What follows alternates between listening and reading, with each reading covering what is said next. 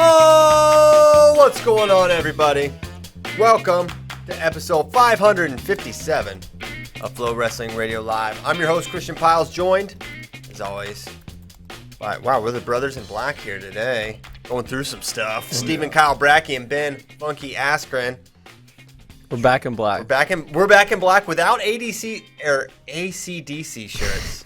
Ever since I learned, yeah, that's way cooler than that band. That's for sure.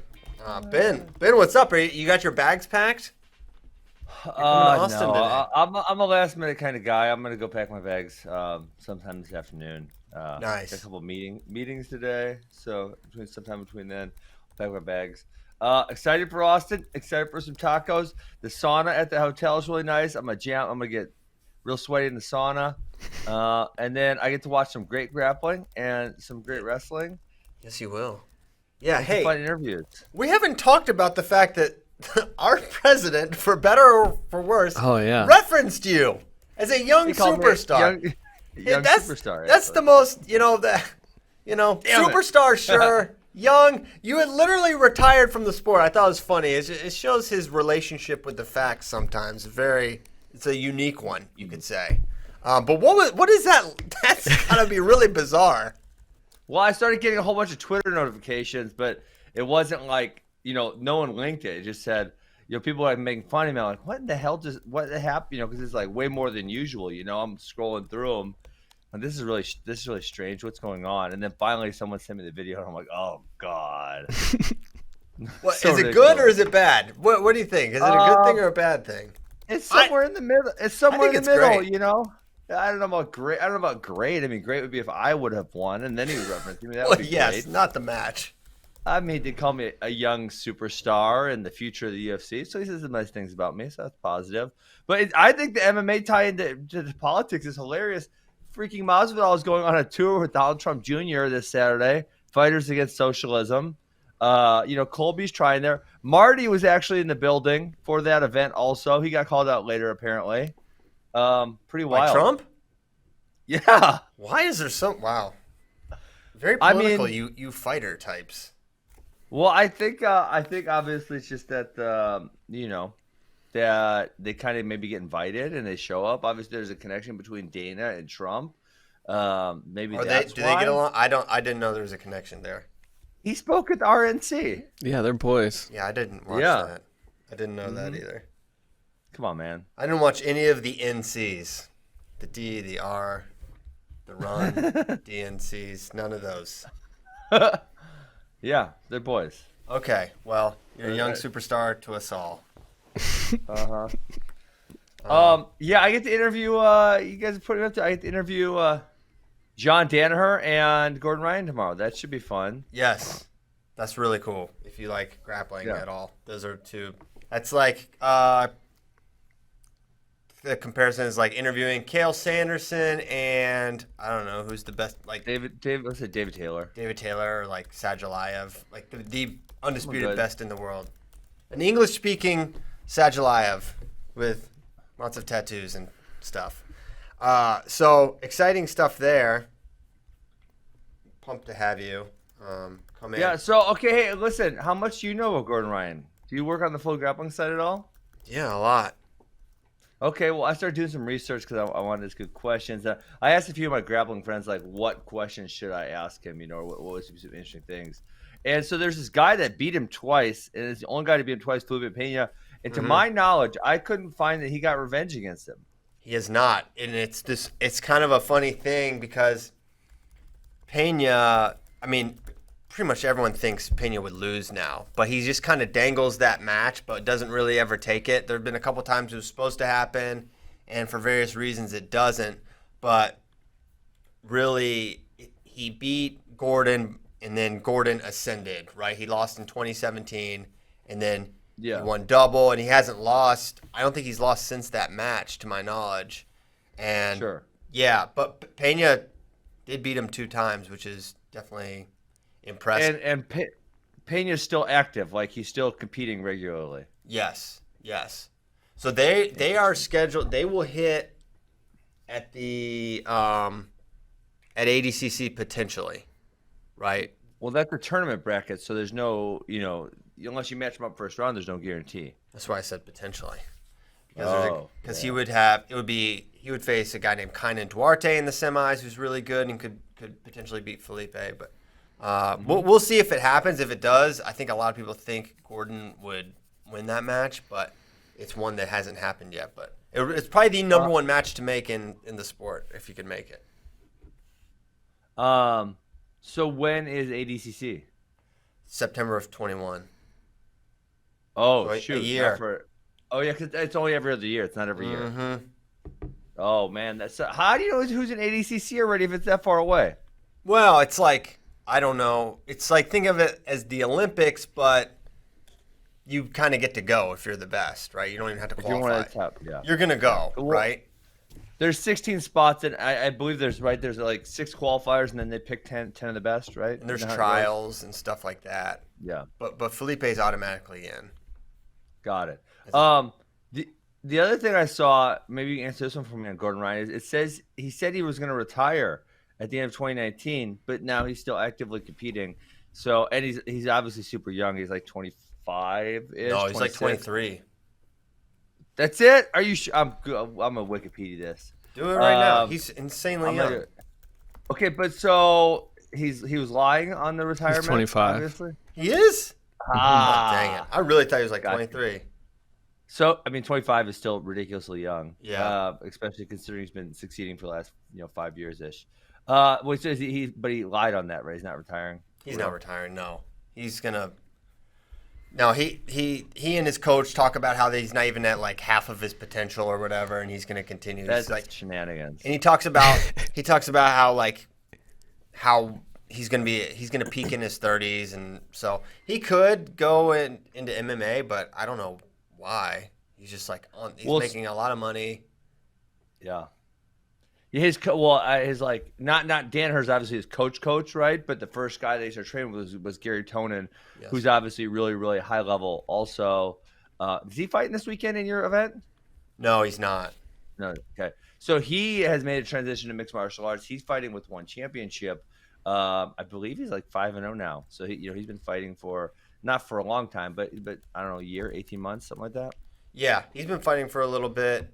So yeah, wouldn't stun me if he went that route, but also he's at the peak. I think he's making good money. I don't know how well it'll all translate for him. So yeah, he's a really exciting figure in the sport and super polarizing. He is like, not only is he the best, but so many people hate this guy. It's insane. But a lot of people really love him. Yeah, please don't put that up. Please don't put that up. No.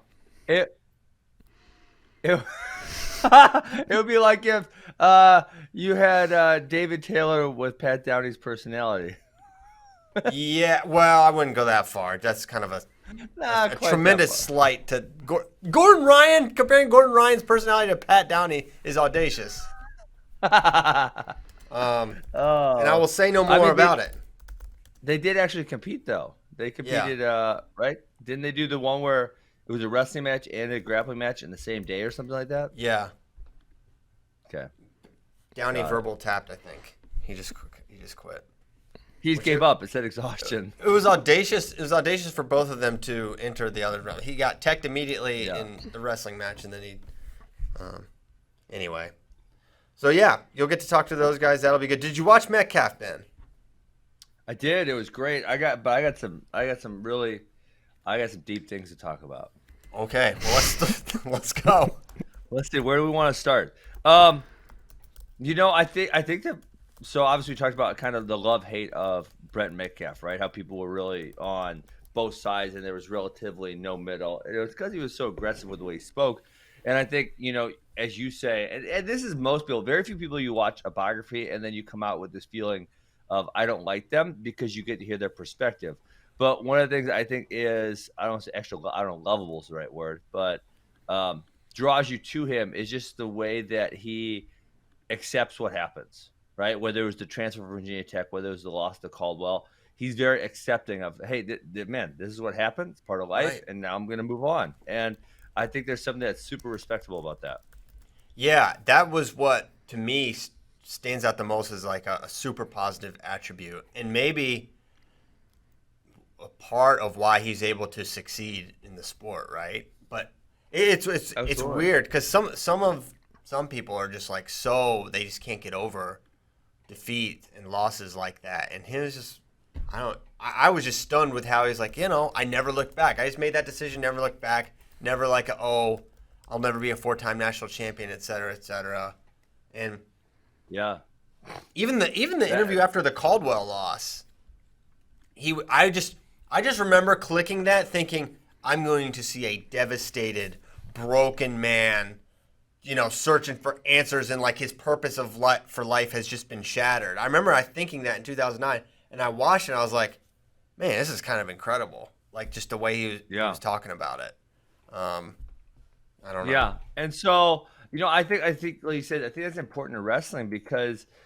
I spoke with the Division I college team on a Zoom yesterday, but we got into talking about how, I think part of it is getting non-emotional about losses, and then additionally the practice room, about results in the practice room, and then results in matches. But when you can be non-emotional and you can be super analytical, like I got beat because of this, and you're not blaming anything, you're not emotional about it. You're just like, okay, well I need to get better here, right, and then you get better there. And then and obviously the things keep happening, and then you keep eliminating roadblocks because you keep getting better and better and better and better. But to not be emotional, and that's kind of what you see at Bretton, right? Not be emotional and just deal with the facts and analyze, and then just move on. Yes. One of his great attributes. All right, did you have any other takeaways or thoughts? Keep them going. Well, like I said, I think we talked about this yesterday, but after watching, I feel similarly. There's no AD in the world that's going to bring you in and say, listen, so this is a Terry Brands, not to the athletes, right? I'm going to bring you in. I'm going to give you great resources. I'm going to invest in you, and then you can leave whenever you want. That's not happening, right? As an AD, you might have the realization that this person, I might not have them forever, right? If I get lucky, I may have them for a long time, but I'm not planning on investing a whole bunch of resources into this person and having them be gone in 2 years. So, we obviously only get to hear Tom Brand's perspective. We don't get to hear the athletic director's perspective.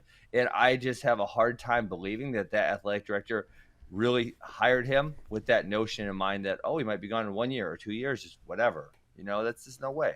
Yeah, that doesn't make sense to me. The more I think about it, I don't understand the agreement they thought they had or whatever. But looking back, I agree that makes no sense. Makes no sense at all. So that was interesting.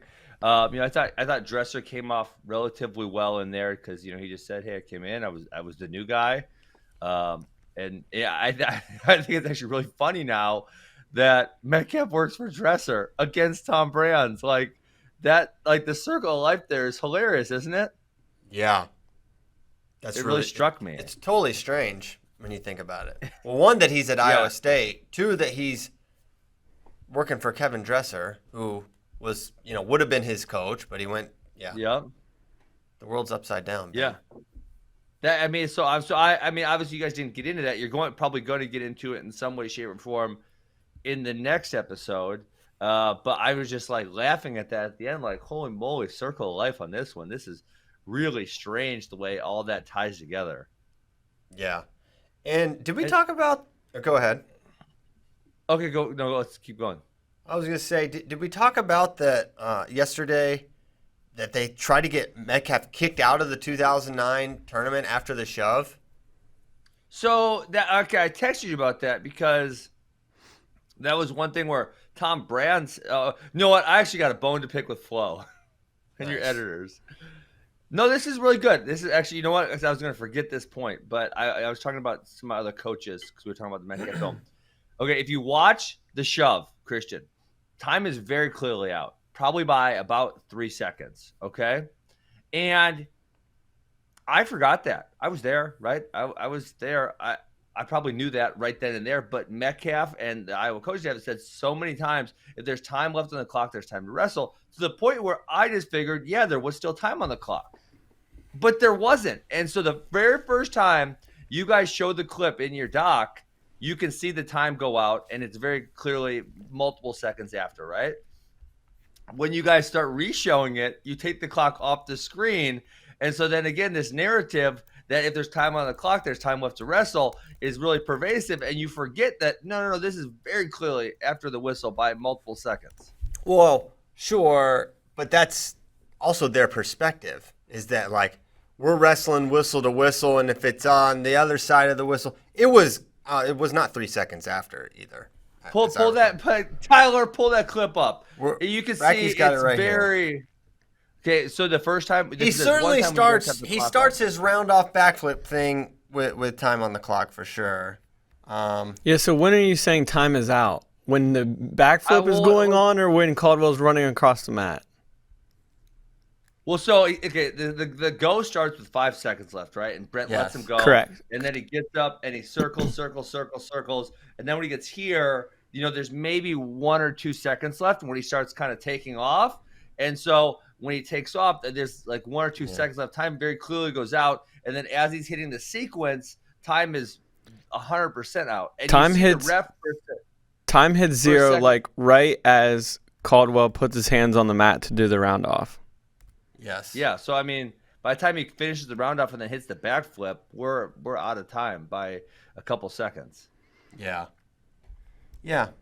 Also, I don't think the scoreboard was taken off those shots to like push that narrative that time was out or time was still going on.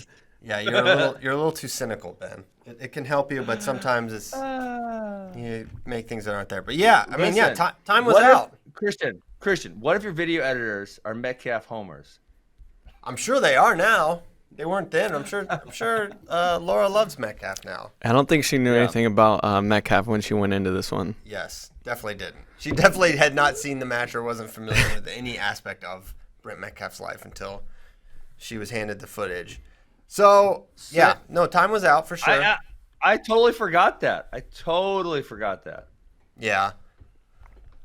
But, I mean, it's a really unique circumstance in that, you've got a guy doing a cartwheel. He's pursuing this guy while he's running away. Time's up. Is there a buzzer? Does he hear the whistle? You can take the negative, and say, yeah, Brent was out of line there. And you could say, yeah, maybe he wasn't sure. Maybe he knew. He probably knew. But he was going to wrestle until they pulled him off the guy. I don't know. Yeah. But then, Tom Brand said you could pin him, but you can't pin him with no time left. So, I mean, that's one of those things like in the Well, in their defense, I feel like every time I hear him say that, like, I don't think that they think time was still on the clock, like when the backflip was going on. Like, it's like when the celebration started, there was still time on the clock. And like you're saying, there was maybe 1 second to a half second when like he actually started like the round off. But you're right. There's no time to pin anybody in that time.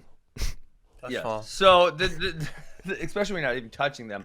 So that notion or that narrative they've been putting out, it's really good because it's been effective. Even on me, I started believing their narrative. So that's good, right? That's a lesson for the media or for other people in the media. If you just start putting out your own narrative, sometimes you can put it out so hard people believe it. And I fell for it. And so number 2, like, man, just say it like it is. Everything else, you love it because you say it like it is. Hey, I got a little out of hand, and I probably shouldn't have done that. And I think that's that simple. And I think if Tom Brands would have said that a little bit, it would have made him come off as a little more likable. But I sometimes I don't know if Tom Brands is playing the heel or if that's what he just thinks. You know what I'm saying by playing the heel, right? Well, I know what playing the heel means. I don't know how it would apply here, though. Well, it's just like he knows that the correct answer is, Brent was kind of out of line, and he could say that, or he could just keep saying, there's time on the clock, and it really irks people who don't like him. And so when you have people that don't like you, you want to keep saying something because it makes them more and more mad. Yeah, I don't think he's doing that. I think he's standing up for his athlete. I think he's saying he was trying to wrestle to the end while the guy was backflipping with time on the clock. Brent pursued. The pursuit began on the one side of regulation and ended on the other side of regulation. Okay. I think that's sure. I think that's fair. Yeah, my point, the thing I think is most interesting is they tried to not just take team points away from Metcalf, but they tried to get him disqualified from the tournament, which would have made Ohio State the team national champions. How insane is that? Well, they don't explain that. So he says there was dirty politics, but then I mean, I didn't, Christian. I didn't. He does He explain didn't say that. They say he says like right after they try to get him He disqualified. said it. He's like, they tried to get all his points taken away. Well, I mean, but but when you say it like that, that is not that they got all team points, because I forget the team race, right? It was 11 years ago or 12 years ago, whatever it is. It's close. And I forgot how close it was. So when they say, pushing someone after the whistle, that, to a point where, what if he would have fell on his neck, right, and hurt himself? Then he probably would have actually really got disqualified. So like that notion in and of itself isn't that ridiculous. Now the notion that someone would do it for the gain of their own team, now that would obviously be dirty politics, right? But just because of the action, like that's a reasonable note. Wait, Christian, what if he turns and falls on his shoulder and he breaks his shoulder? Then what? What happened? I mean, what happened with DeSanto when he went cartwheel Kimura? He didn't get disqualified. Would you have been upset? No. That is like, to me, that I don't know. Where's the precedent for someone getting DQ'd from a wrestling tournament? Johnny Eblen. That was within time, and that was he went for a high single. I mean, maybe he led with his head a little bit. That was not a high single. You know that. Hold on. Hey, if now. you listen, I already told you guys 10 minutes ago. If you push a narrative hard enough, you can make people believe it. I don't think anyone believes that narrative. Yeah. Allow me to push anyways, back. Mike Ottinger got disqualified too. Oh, yeah. He just keeps biting people. He was biting and headbutting. Big bite guy. Matt Miller. Yeah. But so, hey, dirty politics, that knocked Missouri out because they lost all his team points. That knocked him out of it was either out of third place or out of fourth place. I can't remember which one. Okay, yeah, it did. But they also kicked Eblen out right there on the mat. Like, there was no, like... Politics. This was like, okay, they left the mat. Now we're going to try to get him kicked out of the tournament. That's fine. So that's what Tom Brands means by like dirty politics. Because it was flagrant misconduct, right? Yes. That was kind of dumb too, because there was only like 5 seconds left in the match, and he was losing. So he's very literally out of the tournament. And if he just doesn't freaking headbutt him, he's not DQ'd, and they keep all of his team points. And they finish, I think it was third instead of fourth or something. So, by the way, in 2009, Iowa won by 4.5 points. Yeah. Yes. Well, remember, it wasn't set until in the finals. It was undetermined at that point. If correct, Reese was in the finals. They needed Frank Gomez. Yeah, they needed Pusilo to major Herbert for them to win or something like that. But of course, he lost. But yeah, that would have been the difference.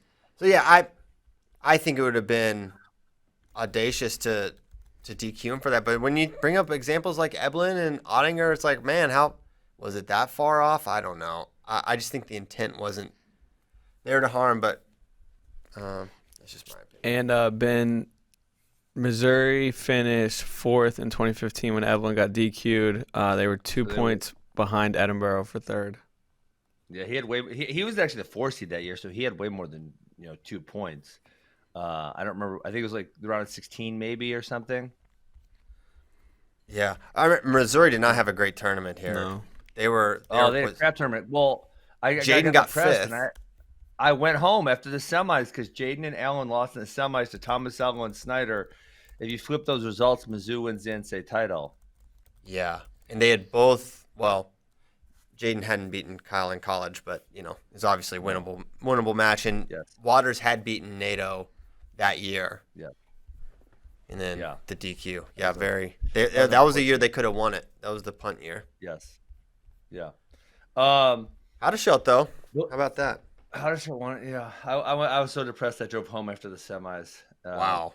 Man. Yeah. Really? Good. Yeah, I did. I was in St. Louis, and they crapped the bed in the semis, and I said, I was here to watch them win an NCAA title, and I had stuff to do the next day, so I just went home. Dang. Yeah. But come on, you're like the ultimate wrestling fan. You wouldn't want to watch NCAA finals? It was too hard to watch? Listen, I went to Mizzou to help them win a national title. I got relatively close. And then, I was in 15. I thought they were going to do it. And so I was there. I was in for that. And, man, yeah, when Alan and Jaden, when they came up a little short in the semis, that was, I took that one hard. I got my car and I drove home. Dang, man. Yeah. Love it. Yeah. And the last piece was the Hodge thing. I was mad because I thought Keith Gavin should have won it that year. He was undefeated, and so Metcalf's the only person to ever win it with one loss. And I think the Win Magazine is an Iowa biased promotion, so I see why that is the case. Well, now hold on. You make it sound there's multiple criteria. There's multiple factors to choosing Heart, it. sportsmanship, Sure. Well, citizenship. Guys, There's a vote. Shut up, Bratke. He was a better citizen. I'm sorry, Keith. Listen, Piles. Here's what I'm saying. In 27 years of the award, there's been one person win it with a loss. That's the year. There was an undefeated person to choose. He obviously, if we're talking dominance, Keith wasn't nearly as dominant as Brent. Okay, so that balances out. Right? But, so, I mean, here's the way I look at it, because I get a vote for the Hodge every year since I won one. If we're going, I'm going to take all the undefeated guys. I'm going to look at who's the most dominant. I'm not going to consider people with losses until we go through all the. If everyone has a loss, then we can start digging into the undefeated. But if you think back even to 2004, there wasn't an NCAA champion who was undefeated, I believe. And they went and they picked an NAIA guy, Emmett Wilson, because he was undefeated. So when you look back, I mean, don't get me started on Win Magazine, because the other one, which I get really pissed about, Christian, is they picked Nick Ackerman, who has a fantastic story and is double amputee, right, and deserves some recognition. But they gave him a Hodge Trophy, which is for the best college wrestler, on the symbolism. Well, Anthony Robles had one more leg, but he still only had one leg, not two. And he had what could have been considered a real Hodge Trophy season. I mean, this guy, his statistics were just a little bit behind Burroughs. Yeah. Nick Ackerman had 4 losses in Division III. Now, again, great story. I'm not trying to crap on the guy, but I'm just saying, if you're going to set a precedent, Win Magazine, if you're going to set a precedent, and this is the most prestigious award in college wrestling, you stick by your precedent. You don't change it because you don't like who the winner is. I don't disagree with that. What I'll also say is, if I'm just comparing Keith Gavin and Brent Metcalf that year. Do you want their stats? Yeah, go for it. Brent was 39-1 with 12 pins, 7 tech falls, 9 majors. Keith was 27-0 with 5 pins, 2 techs, and 5 majors. So bonus percentage is crazy. Way for lower. Metcalf. So he's way more dominant. But here's the other thing you've got to remember. Another criteria is quality of competition. Metcalf just won the greatest bracket we've ever seen. But before or since, there's never been a weight better. And he won it. And he was the most dominant wrestler, bar none, in Division I wrestling in the very toughest weight of all time. Okay? So, yeah, he took a loss one time. What's like that, Christian? What's the number 3 criteria on the Hodge thing? Dominance. So, what's the number 1 thing under that? Past credentials. No, isn't it getting amount of pins? Here it is. Here's the criteria. Criteria, record. Okay, we'll give that to Gavin. Number of pins, Metcalf. Dominance. But wait, so wait, hold on. If number of Metcalf. pins is really far 70. up there, shouldn't be getting pinned be like a huge minus? It's not one of the 7 criteria. But wouldn't you think, though? I mean, just thinking through the topic, like, Listen, getting well, pinned, that's the record one. That's the record one. Get, Yeah. He gets credit for having a better record. Criteria 1. Okay. So it's because he got pinned, he has a worse record. So that one goes to Gavin. So he is punished. But he also gets. But if he lost wasn't 3-2, listen, the ref called He was just sitting there chilling. Listen, Bratke's more pinned right now than Metcalf was. Well, I don't know about that, but yeah, it was. I mean, listen, I don't know that referee, and I didn't make that call. I've never seen that referee again. I don't know what Tom Brands did to that guy. He's somewhere. I don't know that guy. Yeah, I don't know that guy, but I know he didn't know what a pin is. Brent wasn't. Yeah, he wasn't pinned. What kind of ref? Any ref that's putting their hand under there Yeah. No ref does that. The only referees that do that are high school He refs. helped You have to make look. Brent less pinned because he was like shoving his hand in there and like helped live. What Brent was he up off the trying mat to more. feel? What was he trying to feel, Brent?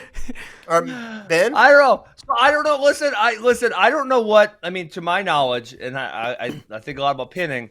It's the top of the shoulder. It's up here on the shoulders, right?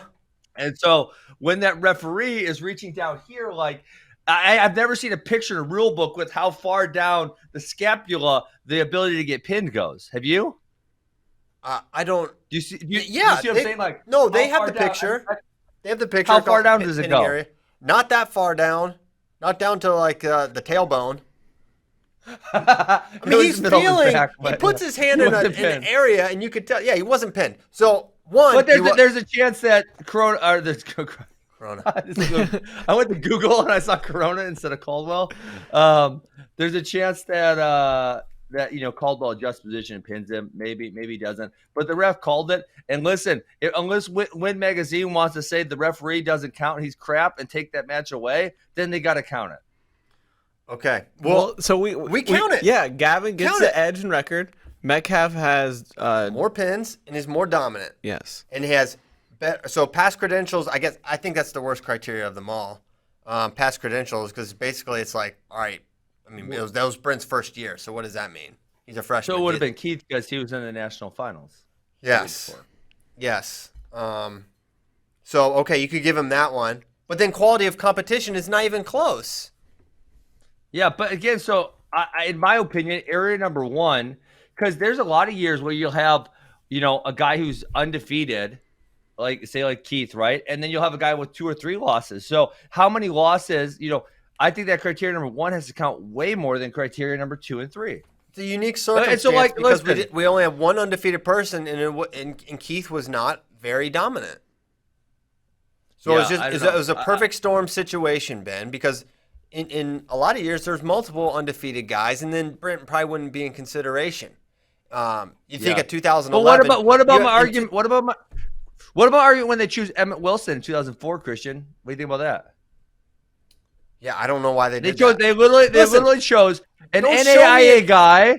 NAIA guy because there was no Division I NCAA champions that were undefeated. They went all the way to NAIA, Christian. You know how far away that is? Well, they shouldn't have done that. Listen, don't use a wrong example of a bad example. And I'm saying it's a bad example. An example of bad judgment as a reason to give someone else the. Well, here's what I'm saying. Criteria number 1 is the most important by a long shot, right? So you go criteria number 1.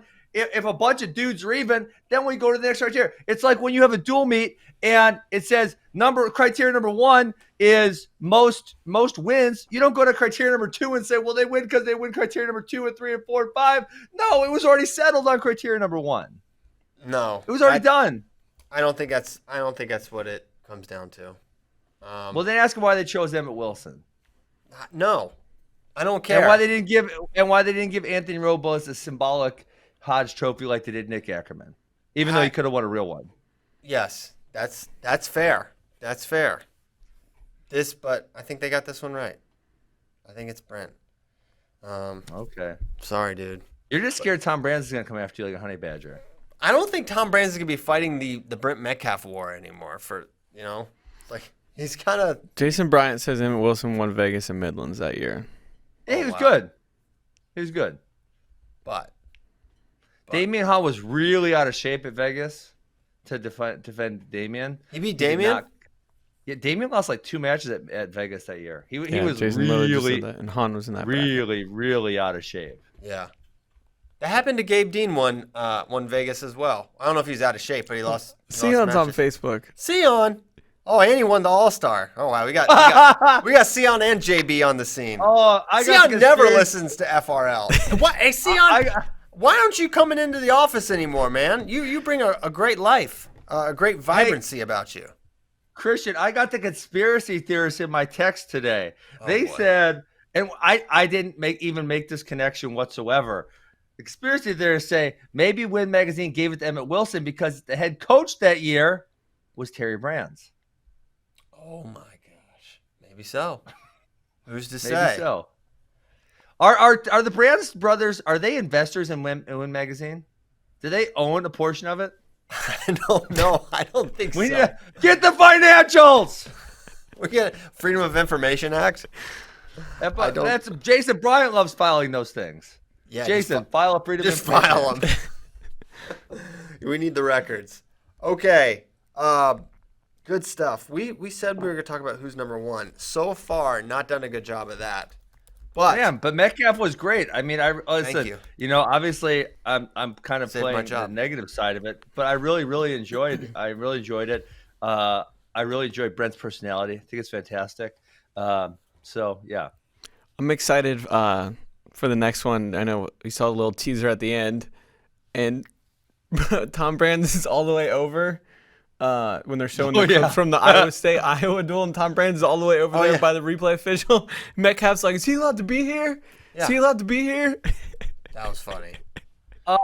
yeah. And listen, guys, I don't even remember what happened between Brent and Tom. I don't really remember why. I mean, I remember obviously he left Iowa, but I don't really remember why. So I don't know if you guys are getting at episode 3, but I don't even remember.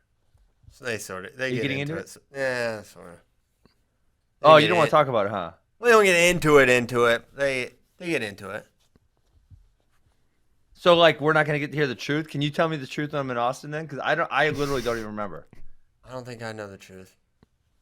What do you mean? Give me the Christian Piles version of the truth. Okay, I will sometime. It's a little speculative. You know who probably knows? Mark Bader probably knows. Mm-hmm. Mark Bader. Yep. Okay. Ben, you always put me in these precarious situations, but I like it. Well, you know what? I told someone else the other day, and they were asking me about like saying audacious things, and I said, you know, like for a while in your life, if you say something that's true, people get mad at you. But then when you just keep saying true things over and over and over again, and you try to be objective, they just stop getting mad at you. So I can say any type of crazy shit I want as long as it's true, and people really won't get all that mad at me. It's fantastic. Good for you, Ben. I almost called you Brent. But to be fair, you Let's called get mad at Caldwell me. coronavirus, so I guess we're even. I think Darian my Caldwell gosh. is more dangerous than coronavirus. Wow. Definitely possible. Okay. We ready to do this who's number one thing? I would love to do it. All right. So let's get into it. We're gonna make our predictions. Bratke, can you keep track of who we pick? Sure. And then after who's number one, if we can jigger it around to make it so Ben loses. He'll forget who he picked. I mean, well, I think I'm gonna lose. Because, well, I mean, probably, at best, I've watched some of these guys a handful of times. I mean, there's not a lot of these guys I'm really, maybe Facundo or Voinovich, those guys I've watched a lot. But the rest of these guys, I mean, I tried to watch up as much as I could yesterday on YouTube and stuff. But I'm not feeling all that confident in my picks. Okay, good start. Let's start with the first match. We're just gonna go in match order here, ladies and gentlemen. Wait, hold on. I got a question. Christian. Okay, so is the loser of us three the one that has to do push-ups, or is it just not the winner? So one out of the three of us will win. I think both losers should have to push. Yeah, both losers. Okay. Want to say 30 push-ups? Want to make that the standard? Did you do your push-ups last time, Christian, for me when I won on the other one? I'll give you those push-ups once you do your Kyle Hutter push-ups. Kyle Hutter? Yeah, we're going to bring my this up goodness. again? Come on. Well, I'll say... Are you always crapping on Kyle Hutter? I'm not. The slate is clean as far as I'm concerned. Okay, 138. Jesse Mendez versus Jordan Williams. Number 3, Mendez. Number 4, Jordan Williams. Let's see. I'm going to go Jesse Mendez. I'm going Jordan Williams here. I think freestyle, I'd probably go Mendez. Definitely go Mendez. But for this, I like Williams. I like his scrambles. I like his overall attacks. I think the mat is probably a wash here. So I I think it's a 1 takedown-ish match. I think it's a close one. And I like Williams to be a little too tough to score on for Mendez. Christian, I haven't done a high school pick'em like this. I don't think maybe ever. How many of these kids are going to be mean mugging me in the hotel because I picked against them? I don't know, you're a little more vulnerable than usual, Ben.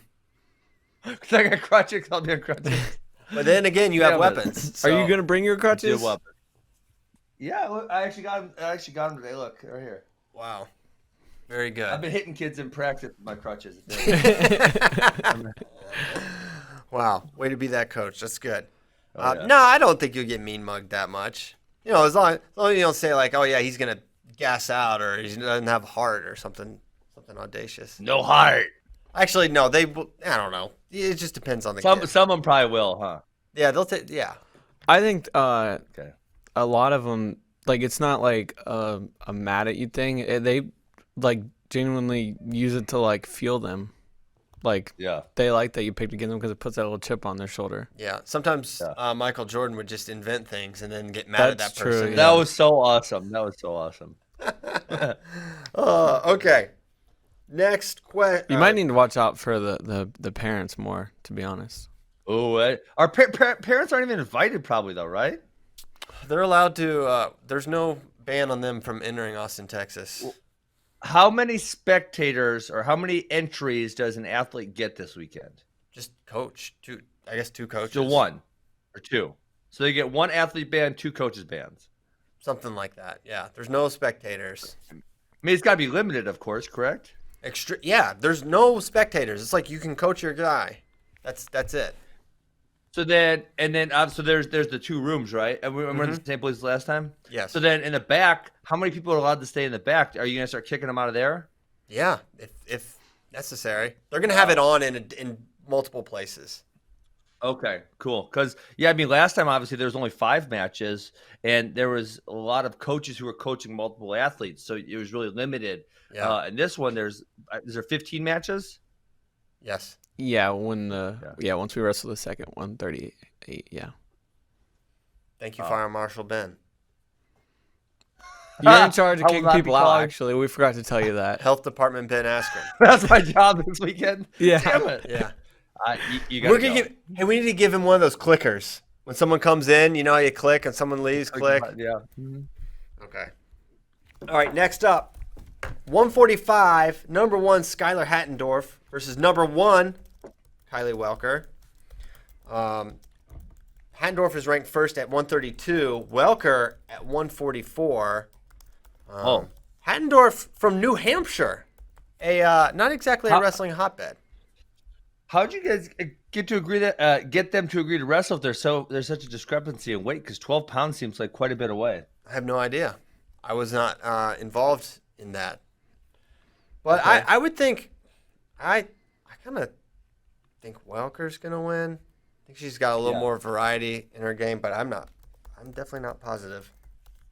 I'm going Welker. This Wisconsin. Hattendorf hit an assassin at Super 32, though. Really? Yeah. I love a good assassin. I'm going Welker. Okay. Same here. And wait, Bratke, you make your picks too. I'm taking Mendez in the first one. He's just like such a gritty, hard-nosed kid. He's gonna find a way to win. Yeah. And then he's a beast. Love Jesse Mendez. I guess we're all picking Welker because that's who I was gonna take. Okay. So. Yeah, first New Hampshire wrestler ever who's number 1. We've had someone from Vermont. Do you know who that was, Ben? Gotta be Robert Hamlin because he's the Vermonster. He's the Vermonster. Mm-hmm. 29 different states have been represented. Who's number 1 so far? Why is that Northeast region of the United States so like? It feels like very literally like a different country. You know, that Vermont, New Hampshire, Maine area. New England, yeah. I don't know. Just not weird. I couldn't tell you. Space said that when we asked Welker and Hattendorf about this matchup, both of them mentioned 145. So.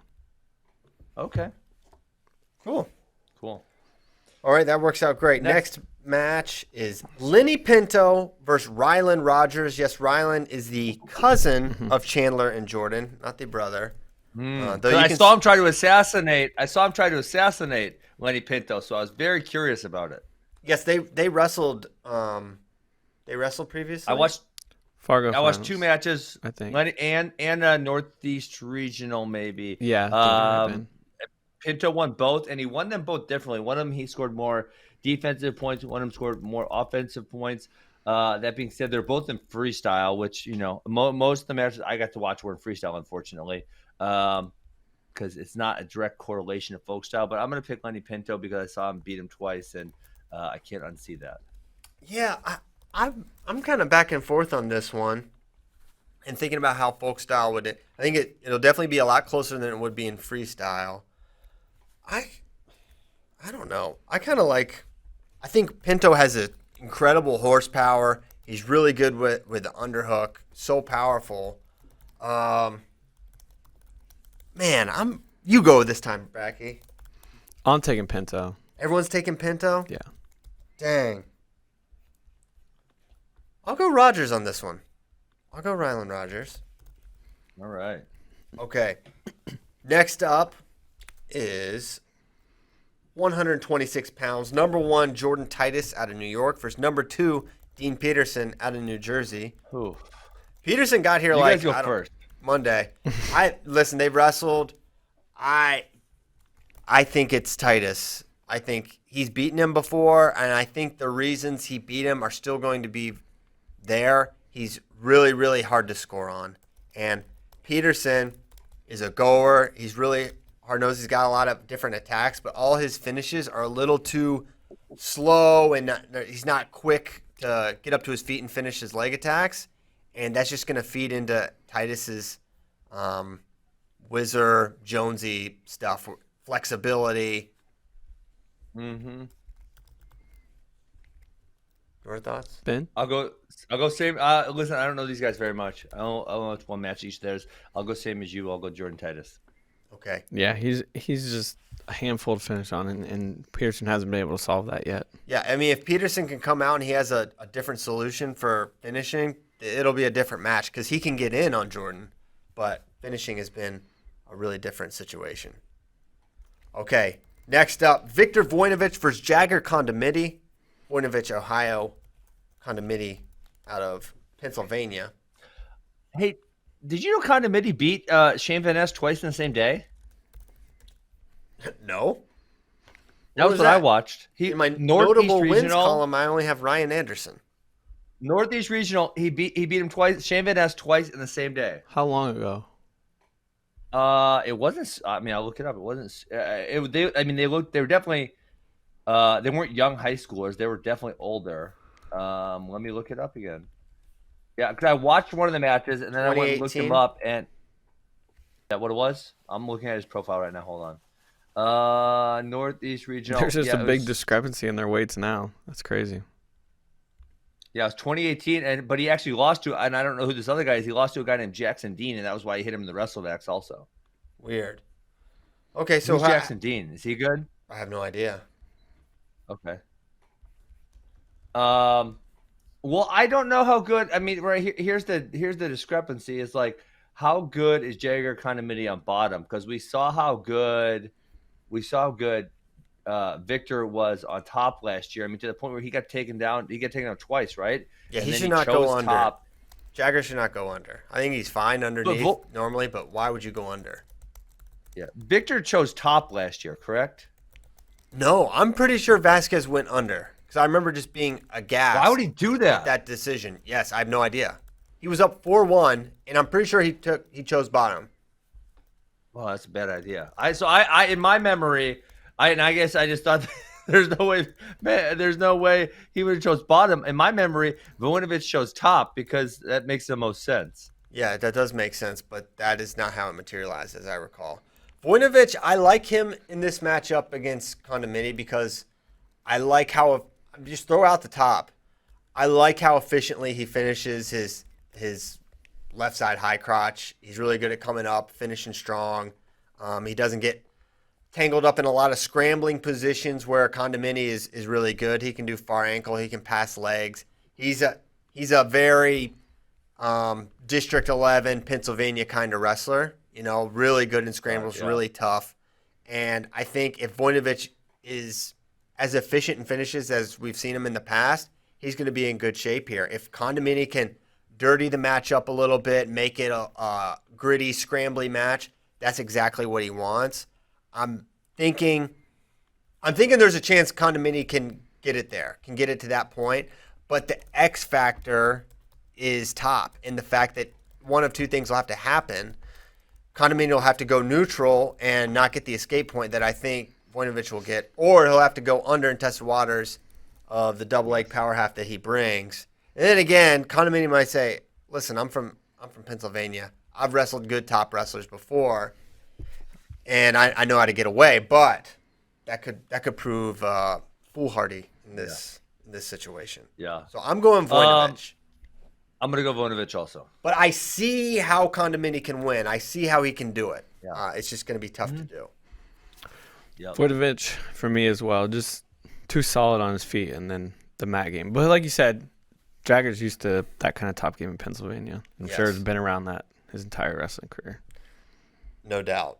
But, on the other hand, it's like the double leg power half thing is unique, right? Yes. A leg rider. It's not just like tough chops and bars and wrist control. Yeah. It's a different sort of By thing. the way, Voinovich deferred. Vasquez went down. Yep. Really? Terrible choice. Someone should have done the research. Like, literally any research. 5 minutes of footage. You'd be like, so we'll go neutral here. That is just, you did no research, or you either did no research at all, which is really bad, or you really thought it was a good idea after you're up 4-1 to go to this guy's very best position and only chance to win. One of those two things happened, and I don't know which is more inexcusable, but it happened. Okay. It happened. Kyonte Hamilton, we're going heavyweight. First heavyweight match ever. Yes, sir. At who's number one? Kyonte Hamilton, who's going to play football at Rutgers, but maybe wrestle. Maybe both. I mean, it wants to do both. I think he's just do both and then just wrestle. That's my thought. I think his brighter future is in wrestling. Yeah. He doesn't seem to have the prototypical football size. I know he's a heavyweight, but he doesn't seem like those guys are like 6'3", 6'4". But maybe he's gonna play like a D end or something. I think when you see him, you'll see he has absolutely the frame for it. Okay. He might not be that build yet, but he absolutely has the frame for it. Well, if he's really fast, he could play, like a linebacker D end type also at 250, 260. Doesn't have to be an interior lineman at say 300 pounds. People forget Ben Askren was a star nose tackle for the Manitowoc. I don't know, whatever they are. Yeah, we need to figure out what their mascot is. I'm sure it's something really cool. So he's taking on Chase Horne out of Georgia. Just committed to NC State. NC State. He beat Hayden a week ago. Coppice. Which, do we have that match? I need to watch that match still.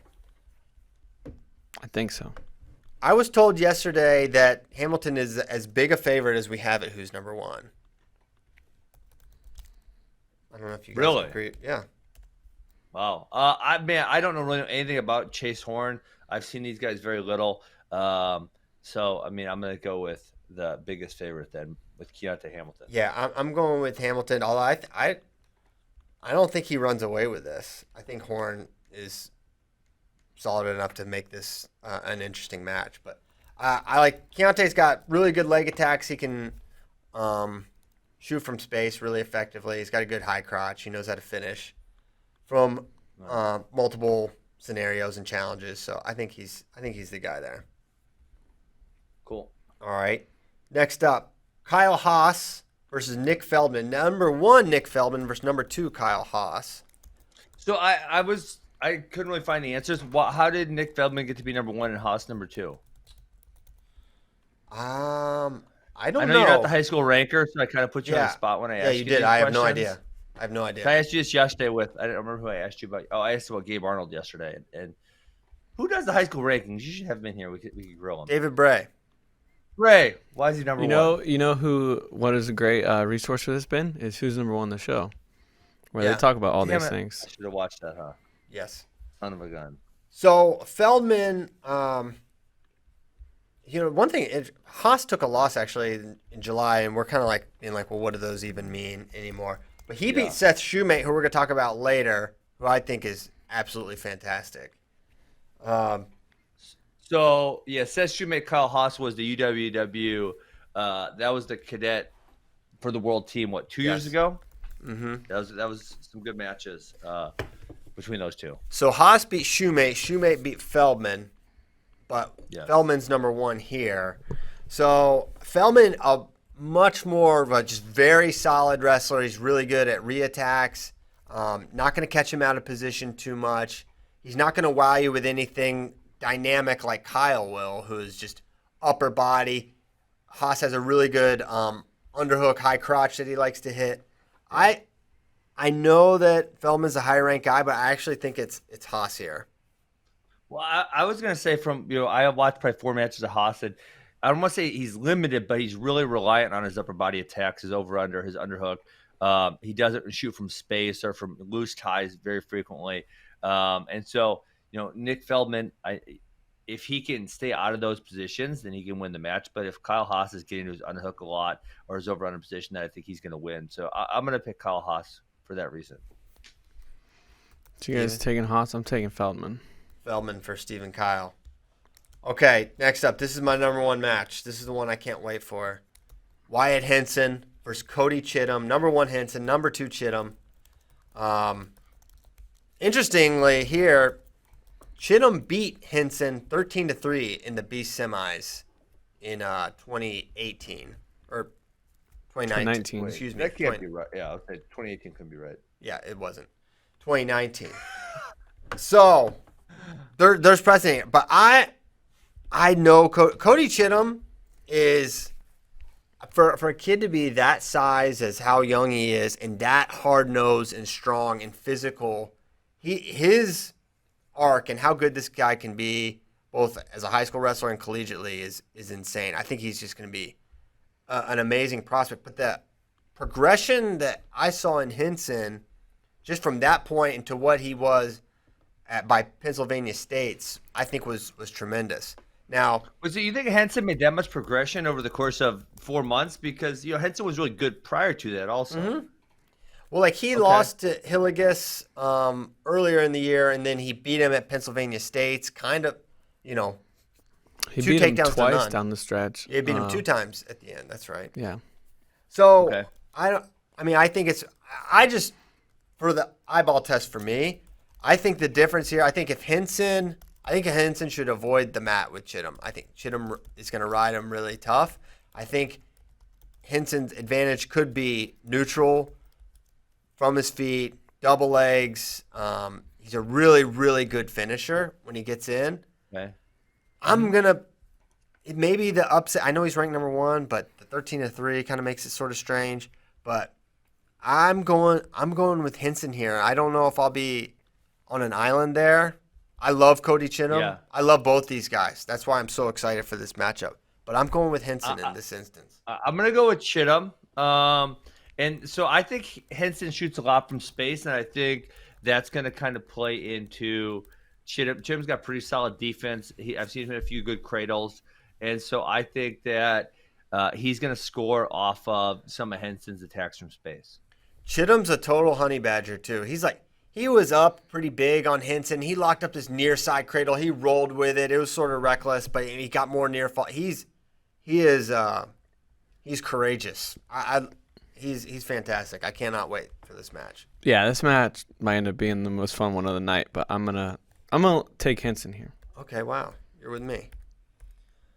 Okay, next up is this guy. Seth Shumate versus Tate Picklo. I went on the Seth Shumate deep dive. I love this kid. He is amazing. I know everyone else is like, yeah, obviously, but I'm late to many of the parties on these guys. I do not watch a ton of high school wrestling, and I love getting to dive deep and get to know these kids. Shumate is the real deal. Insane athlete, very diverse way to score. He's really good upper body, but he's got a ton of leg attacks. He shoots misdirections right to left. I like him a lot. Tate Picklo is a brute, really powerful, more fundamental, less diverse scoring than Shumate. And for that reason, I'm going with Shumate in this one. And I think this guy is going to be a star in high school and potentially a star at the next level. I'm curious where he's going to fall. I guess he's going to be a heavyweight at collegiately. I guess he's got some more growing to do. You think Seth Shumate's going to be a heavyweight? I don't know. Is he gonna be a heavyweight? He's only a. I don't feel like he's that tall. I mean, how tall is he? Listen, this is me watching film, but he looked like like a 5'10" or something, where he's probably not going to grow into a heavyweight. Yeah, maybe he's like a Braxton type, who's kind of like he's big, young, just kind of stays big, but doesn't like get a lot taller, and he's a 97 pounder. That's what I felt like when I was watching him, but obviously I haven't stood next to him. It was on film. Maybe I'm wrong. We need you to stand next to him real quick. I like Shumate a lot. I think he could be one of the guys we walk away and be like, this dude stole the show, right? I think he's that good. This could be one of those matches where you see somebody get pinned because Tate Picklo is not afraid to let it rip either. So this one could be pinned or get pinned. And Tate's got like that judo stuff too. I'm pretty sure his dad was like a super elite judo guy. He was an All-American. His dad was a wrestler, too. correct? Yeah. His dad was an All-American at Oklahoma. No, I think at Michigan State. Really? Tate is going to Oklahoma. Okay, but I don't know. Maybe his dad coached at OU then. Maybe. I think there's some tie in there. Brian Picklo, Brian, correct? Yeah, he was an All-American at Michigan State. Two-time All-American. Coach at OU? Hang on. We gotta do the Brian Picklo biography page. So Picklo, interesting. His dad Brian is like the wrestling coach for these really elite jiu-jitsu guys. I don't know if you know Victor Hugo. Really? Ben? Victor Hugo, do you know who that is? Sounds familiar, but he's the number one. Not the guy that wrote Les Miserables. Not that guy. The other Victor Hugo, the number one gi. He's the number one pound for pound gi jiu-jitsu guy in the world, and he works with Picklo. And he lives in Oklahoma? Mm-hmm. Do you know Jean de Ribeiro?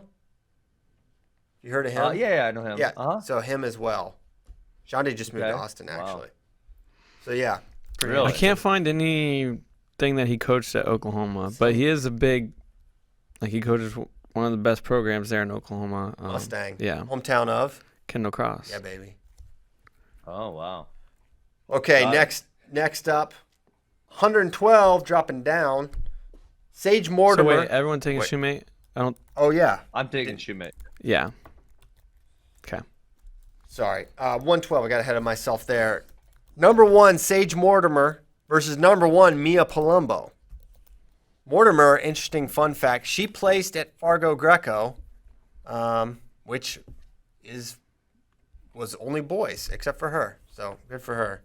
I don't know if she's the first, but I think she might be the first to ever do that. I think she's the first. Okay, and Mortimer, she's really good upper body, chain wrestles well. Palumbo, more physical, in your face type of wrestler. I'm going with Mortimer here, but I think it's a pretty close match. Okay, I'm going to go Mortimer too. I watched her Fargo. She's really tenacious, got a lot of diverse attacks, so I'm going to go with her. I'm actually going Palumbo. Ooh. But both these girls I think are going to be stars. All right, so Bratke going against the grain there at 112. Okay, 160. We talked about this match a little bit yesterday. Paddy Gallagher, who's number 1, versus number 2, Travis Master Giovanni. From 2 powerhouse programs, St. Ed's for Gallagher, Blair Academy for Mastro. Ben, why don't you start this one?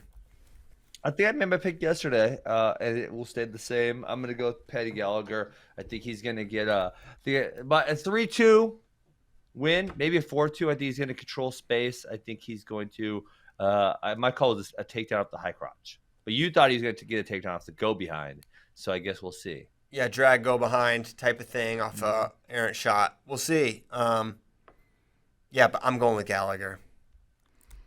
Yeah, I think his pace and just be a little too much for Mastro.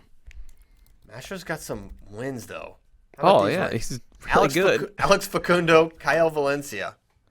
That's pretty solid. I killed Kyle. I watched that match, and I mean, score was a big discrepancy, but he did throw him for 5, kind of like right off the bat. So obviously that helped make the score a little wider.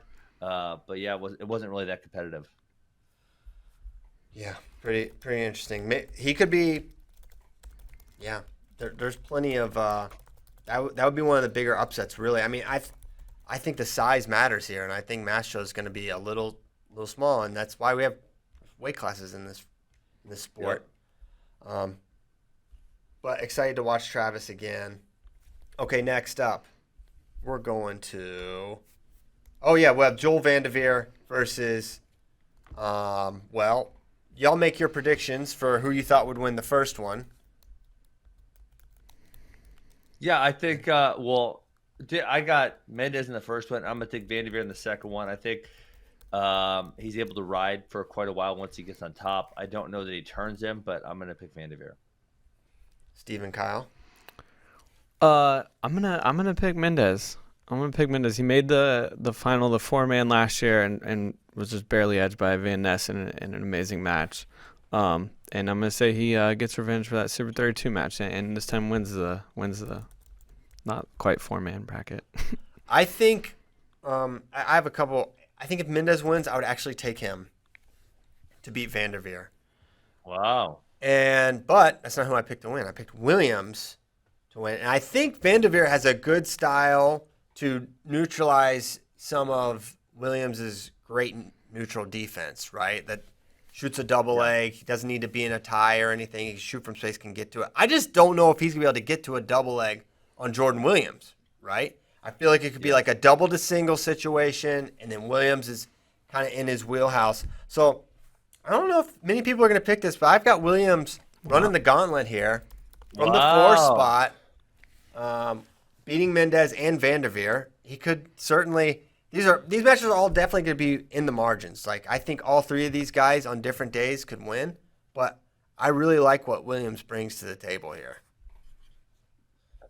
Hey guys, what the heck ever happened to Carson Manville? I'm looking through some old results from Mastro Giovanni, and Manville teched him. Well, he got big. He was hurt. He missed a bunch of time with like a hand thing. Yeah, he still wrestles. Yeah. I think he won Minnesota State title. Okay. Shakopee. Shakopee. Oh, Shakopee. That's how you say it. I don't know. Shakopee. I like Shakopee. Yeah, he won Minnesota State title at 160 this year. And he wrestled at 170 at Battle in the Berg. He's been as high as 82. Yeah. Okay. So yeah, he's not really in the mix the way he was earlier in his career. Still a very solid early in his wrestler. career, he was winning everything. Yes. I mean, he was He's like in the on Flow Big Board. National semifinals as a 8th grader. It was crazy. He lost to some guy named Jake Null at the Battle in the Berg. I don't know Jake Null. I'm not familiar. He's ranked. It's not a bad loss. Okay. All right. 120-ish. Drake Ayala from Iowa versus Richie Figueroa, California. We've talked a little bit about this match as well, Ben. I kind of gave my thoughts that I think it's a good – I think Richie matches up well. I think there's kind of one way for Drake to win. He's got to avoid that early takedown and ride situation. He's got to make it about pace. He's got to avoid going under Figueroa, whereas I think Figueroa can win a lot of different ways. So I'm going with Richie to win his 3rd match at Who's Number 1.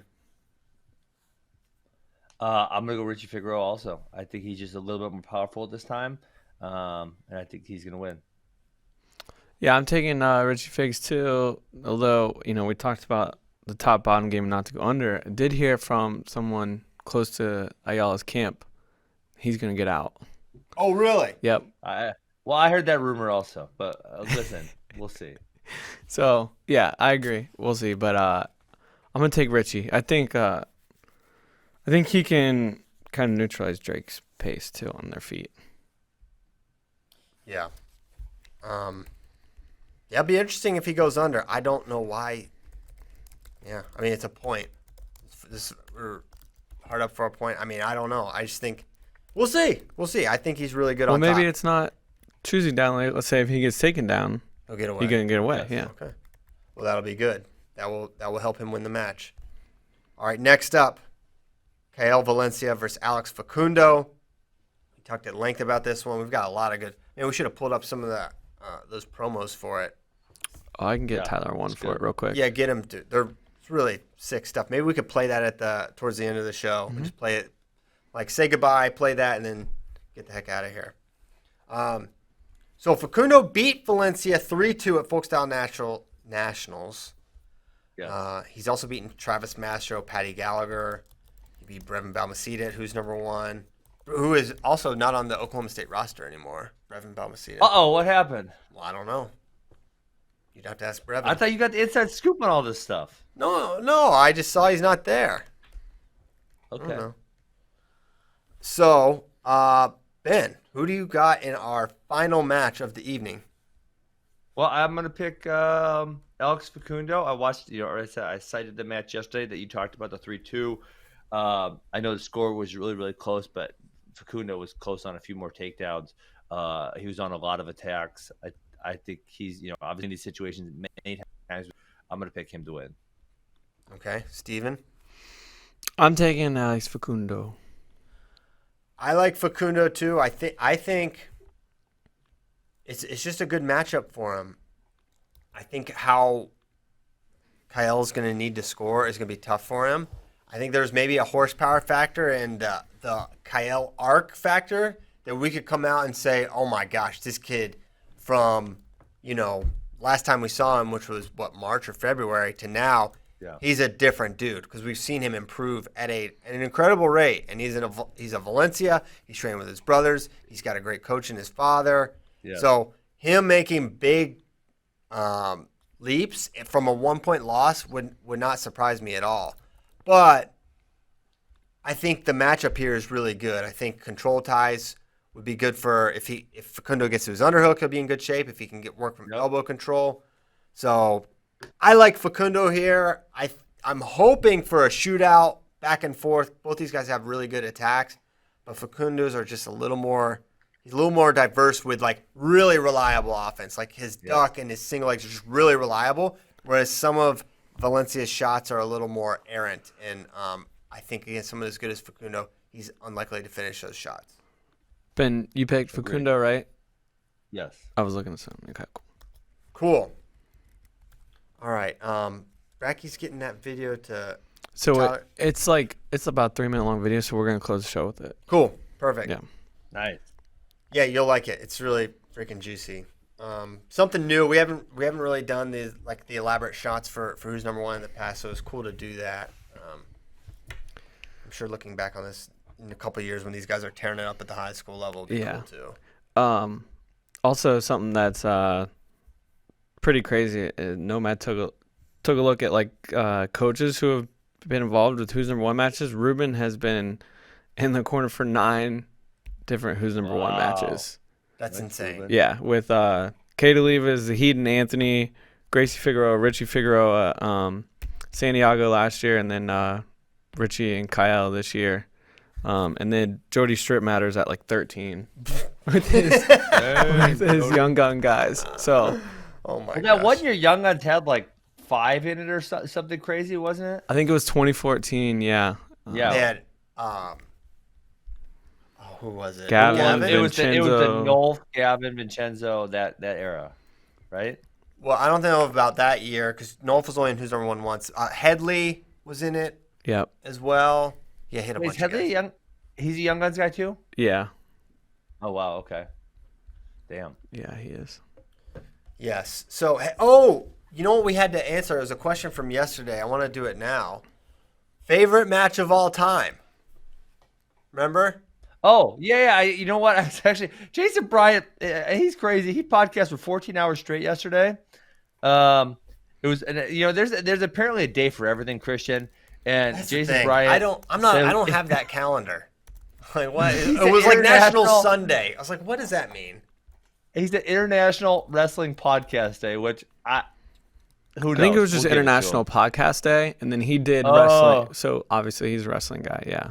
Oh, got it. Okay, so listen, I'm going with Sedgelive Snyder. It was an awesome match. It was historical because of what they had already accomplished, and then obviously what we saw them accomplish, and we thought whoever wins this is kind of probably going to go down as one of the greatest of all time. And then additionally gave America the team title. So for all those reasons, I think that was it for me. If I wanted to do one that was, I thought back about, the Mark Ellis and Max win the national title. But for me, when Max pinned JD Bergman in the Southern Scuffle finals, because that made Mizzou the number 1 team in the country. So that was a huge one for me. So those two will be mine. Man, I'd like to see that match. I don't know if that match exists on the internet. I don't know if it exists either. It was pretty cool because I pinned Matt Stolpinski in a minute, and then the 184 bout was actually Raymond Jordan had been hurt in the semifinals, so he forfeited to Roger Kish. So I was able to take the lead from Missouri. Minnesota got the lead back because Kish got the forfeit of Raymond, and then Max got the lead back. And then if Cole Conner would have got the pin, Minnesota would have got the lead back, but he did not get the pin. And so Mizzou won that, and that made us number 1 over Minnesota. That's awesome. Yeah. So mine, I thought a lot about this. I was down to like 3 or 4. I was down to Snyder Live 1, which was epic for all the reasons you outlined. Helen versus Yoshida, which was just historic and great and a pretty exciting match as well. But for me, it is Burroughs Sargouche 1, not 2, the first one in 2011, because it had everything, right? First of all, you got to remember at this time, like Jordan hasn't won anything yet internationally, right? He's a total unknown, and he's just on fire. And this is the quarters, right? This is like he's got a ways to go for this, but everyone knew like Sargouche was the guy to beat in this bracket.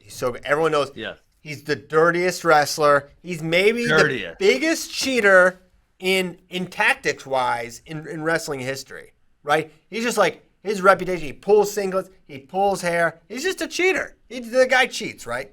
And then you've got this young star in Jordan Burroughs. He loses the first period off of the singlet grab single leg, right? That was his go-to. That was the go-to. He has the left hand on the collar or on the singlet. He pulls right into the single. Boom. Okay, so and honestly, he was so close to not even getting that takedown. It was like elbow hit, burn, and then he won the period right at the end. So you should go back and watch the match on Flow because Bader is just like he's so mad. He is so mad. Pissed. Get it together. That's ridiculous. He's so mad once he sees Jordan has the hole in his singlet. So he's going against the world champion, our young star, and he loses. You're not going to win 2 straight against Sargouche, right? Like, that's just the thing. You're a young guy. You're just not ready for that moment. And then he freaking wins the second period, and he is literally a second away from maybe getting taken down in that period, Jordan. Because it's like, it looks like the period is going to end. Remember, it's best 2 out of 3 periods during this time, guys. And Sargouche is in on the single with like 5 seconds to go, and Burroughs is just like crawling and crawling and crawling and crawling. He's crawling out of bounds, and time expires right before he either would have gone out of bounds or Sargouche would have finished, which forces the third period. So it's just so nip and tuck. And part of what makes it great is that Sargouche was truly great. He was an amazing wrestler, and he's one of the few guys that could really wrestle with Jordan. Yeah, he won the 9 and 10 Worlds, right? So leading into this match you're talking about, he's a 2-time world champion, and really in 08, if Satiev doesn't knock him off the team, he might have won the Olympics there. Yes. That's giggling about it. Yeah, because Bratke's match is going to make us all laugh. Okay, so then the third period comes, and he breaks him. He gets that. Sargouche kind of takes a shot. He's on one knee, and Burroughs just boom shoots through his face a double leg and takes him down. And Sargouche has nothing left, and America wins and Russia loses. And it was kind of like one of the mini launching points for Jordan into like international fame, right? And that was like kind of that was his first match where you're like, whoa, there's something different here. And because of that is my favorite match of all time. Nice. Good pick, Christian. Thank you. I kind of failed the homework assignment. No, you didn't. Well, I think it was Cody Arnold mentioned in the Facebook chat yesterday, and this match is incredible. And it is, which Alton is it? Andrew Alton versus Aaron Grajales. Oh, my goodness. This is what Spade picked this last night. Spade and Bryant. Yeah, so Bryant picked, I picked what I picked. Bryant picked Icho versus Helen. And this is what Wait, when did Andrew Spade Yoshida? picked. But I didn't get it wrong. Did I'm I? sorry. Yes. Okay. Someone, Spade yeah. picked So this Cody Arnold actually mentioned it yesterday, and it just reminded me. This match is incredible. First of all, Bananas. it's like 8-2 Alton after the first period. I just went and looked. Yeah. And then Grajales like chipping away, and it looks like he's gonna come back and win. Then Alton like gets a takedown, so it's 13-9 with 52 seconds to go in favor of Andrew Alton. And, Oh my gosh. And then so it's 13-12 when they come back to the middle with 22 seconds to go, and Grajales gets a takedown to his back, and Alton just lays there. And he gets a pin with like 4 seconds left. The Michigan place is going crazy, and this was just a battle of two people that gassed. That's what they did. Double gas. And Grajales just had a little more left in the tank. I'm pretty sure at one point one of the commentators, maybe not for this match, but said about Grajales, like he gets off the bus tired. Like that was like a thing that happened. It was either Johnson or Gibbons. I'm pretty sure said that. I'm like, oh my gosh, what a thing to say. And then so for the irony of Grajales gassing someone out just shows the cardiovascular difficulties. I mean, Alton couldn't get back to the middle here. That match is crazy. That was a total. So a 14-13 final. Well, a pin. A pin. Final. It would have been like if the match had been final, it would have been 17-13 Yeah. Grajales. Oh man, all timer. That's. And the crazy part about Alton gassing in this match is there were a number of reviews. He had a bloody nose, so there was blood time. Like there were plenty of breaks for him to like catch his breath and get like settled back down, and he just couldn't do it. What a match, though. The place is going nuts. Yeah. Yeah, it had terrible officiating in it, too. So, really? So, yeah, it was perfect. Everything. It was perfect. Yeah. That's fun. I like that question. It's fun talking about those fun matches. Okay. Get to a couple questions, and then we'll go. How's that sound? We got much time for questions. We talked about a lot of stuff today. I know. We didn't even get to. We'll have other stuff to get to in the later on. Okie doke. Man, I'm watching this match now. We lost Ben for this one. Oh God. Who's number one? This is from Ben Randolph. Who's number one match do you think has the highest point total? That's an interesting question. Oh. Which could it be? Grajales Alton for sure. Grajales Alton, who's number one? Can we make that match happen on a card? Oh my gosh! Just like why not? Oh, just show. I don't want them to. They couldn't guess any worse, Kyle. I don't want them to show up in shape at all. Like just come as you are, exactly. And we'll settle this. I don't care what you weigh either. No weigh-ins. But you guys are both assuming that they were in shape in this match here. They can barely stand up. They were at least practicing. I knew they weren't in shape. They were in peak physical Is condition. Grajales still at SIUE? I think so. I don't think so. Okay. Oh really? Okay. I don't know. I don't know. I think Chittum Henson could be. I think that could be a shootout. If they let it fly, for sure. But I think that you guys are the girls' matches are freestyle, so points are going to come a lot easier. So I'm going to go Welker Hattendorf. Okay. That would be the choice. It's almost like you need to make two different selections there. That one or which other one could be the total? Voinovich Condomitti could get up there. That could be kind of a mess. Chittum Henson, I said. Shumate could just score a lot of points on his own, and Picklo, both those guys have that feet to back potential. So I'll say probably one of those. I'll go with Chittum Henson on a hope. Just because it's a good pick. I'm hyping that matchup big time. I think Shumate Picklo could be up there too. Yes, for sure. Eric Grajales no longer with SIUE. Okay. I didn't think so. So he's available. Yes. All right. How do you think Kamabe would have done in college? Asks Angel Alexander. He probably would have been pretty good if he was. His focus was obviously split between folk style and Greco and freestyle. If he had a singular folk style focus, I'm certain he would have been good at it, right? Just like he was good at Greco, he's good at freestyle. So yeah, that would be. I think he would do awesome. Mm-hmm. Would he be a national champion? I don't know about that, but he would have been He'd have been good. You think of someone like Dom Demas, Yep. and he could win a national title at some point, but maybe never puts it all together. Who is the most? Let's close on this one and then the video, which you're gonna like. Who's the most notable number one high schooler not to pan out in college? One thing about showing 3-minute videos is so many people so many people just listen to this in their cars, and then video is really there's words in it. It's still good, yeah, because there's talking and yeah. Yeah. Just make you want to watch it more. Yeah, just make you want to watch it. So yeah. Yes. The number one high schooler not to pan out in college, most notable.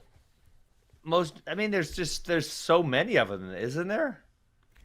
How many like number one overall types? Number one overall. Well, I don't know who. I mean, they didn't really do number one overall for a while, but you'd say if you want, I think David Craig was a number one overall. I believe you guys remember him from Brandon. He went Florida. to Lehigh, right?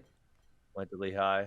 Yeah. Yeah. He was the one who did the interview with Intermat. Like, I don't really like wrestling. I just do it so. Yeah. He was like one of the first people to. I mean, actually, I say one of the first, but like, who even says that anymore? Like, no one. Nobody. Yeah, he was just like, I think we're in a little bit different era where that is at least a little more looked down upon. Where parents are kind of forcing kids to do stuff. Yeah, I don't know how many. I could be speaking completely out of ignorance or just hope, but I don't think there's that many kids that make to the top of the high school rungs by seniors that just hate it at that point. I think there's really good kids that hate wrestling by the time they're at high school. But I think the elite of the elite, there's a love factor required, I think. Yeah. In my opinion. I agree. Cody Gardner would be one. Very sad. That's a big one. Patrick Bond was another. Well, Patrick Wild Bond these Virginians.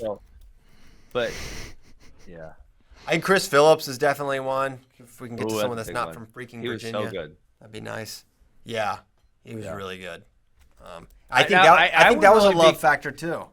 I don't think he loved it. I would be really curious to see, if like a 2001 through 2010 versus a 2011 through 2020. Like maybe a top 10 for pound. Like how many of them, what percentage of the 2001 through 10 were college All-Americans versus 2011 to 2020? That'd be very curious for me. Yes. Yeah, that'd be fun to get into. So going back to 2015 at least, 2015 was Zahid, 2016 Mark Hall, 2017 Dayton Fix, 2018 Gable, 2019 Kirk Villette, and Braxton last year. Yeah, those are all going to be. Feel pretty good about all those. Obviously, Zahid, Mark, Dayton, Gable have already proven to be outstanding at the collegiate level. Kirk Villette. You kind of say that about Kirk Villette a little bit because you won a university silver, right, or junior world silver? Cadet. Junior world silver. Cadet. Really? Am I misremembering? Okay. I feel like we had this discussion before. Or you know what? He didn't. He wasn't on the team. He beat Zach Elam. Elam wrestled. That was U23. He made a U23 team, also, right? Yeah, he beat Jordan. I don't think he wrestled in that one though, right? Yeah, I don't think he did. He made the team. Yeah. Okay, so, but Zach Elam took world silver the year that Kirk Villette beat him. Right. Yes. Okie doke. All right. Well, why don't we show that? Oh, yeah, another plug. Tomorrow at 7 Eastern, the Who's Number One press conference. Please tune in live for that. You'll be able to see it. All the guys. Bray has been talking this press conference up. Anyway, he's like, our man Tyler's going to be involved with it, so it's going to be good. You know it's going to be fire. Bray's fired up. Tyler's fired up. It's going to be really good. 7 o'clock tomorrow. Eastern. I don't know where you live, to be honest. Yeah, figure it out from there. People ask us all the time on social media. I've literally had people like, what time does it start? I'll say 7 p.m. Eastern. They'll say, what time is that mountain? No. And then, no, you figure it out yourself. You cannot answer that. You figure it out yourself. I forbid you to answer that. By the way, Kirkley was Cadet World Champion 2017, Cadet World Silver in 2018, and then did go to U23s where he was fifth in 2019. Got it. Cool. Here's that video. Enjoy it. It's really good. See ya. Who's Number One Saturday. Bye. Peace.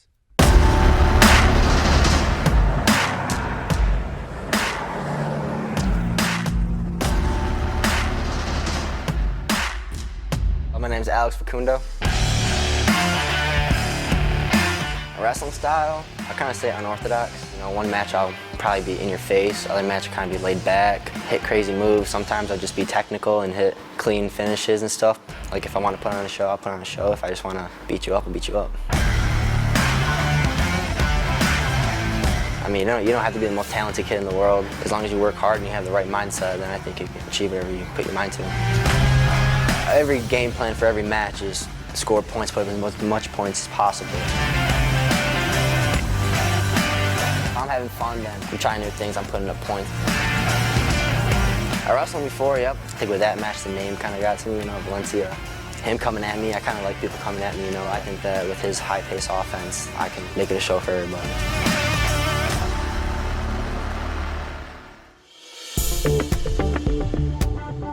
My name is Kel Valencia. What I like most about wrestling is just the thrill of competing and working to win.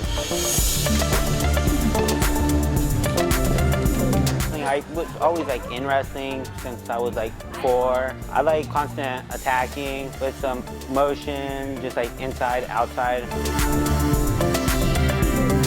I would say I'm pretty good at just my scrambling, like just because I've been in positions. My opponent, who's number 1, will be Alex Facundo. He's pretty good, yeah, I would say. Just more slick on the outside. My style is good because I'm persistent, keep him on his toes. Just my ability to like learn, keep working hard. Right now, I'm more focused on like myself, just making my own path.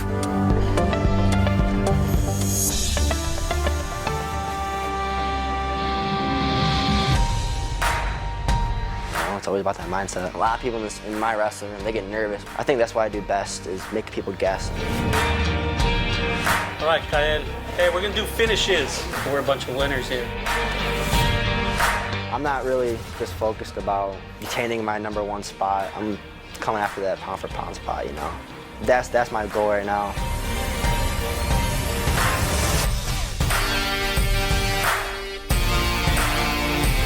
I think if I keep putting pressure, it might like be too much for him. So I think if I just keep constant pressure, that's gonna open up my game. Chain wrestling, you know, his duck isn't there and he backs out, but his leg's right there, so I just... They try really hard. They don't want to give up that takedown, but... It's just, you know, attack, attack, attack. Who's number 1? I've always thought about it, just watching it. Just always wanted to be on it. And now that I'm going to be on it, it's going to be a really cool experience. Yeah.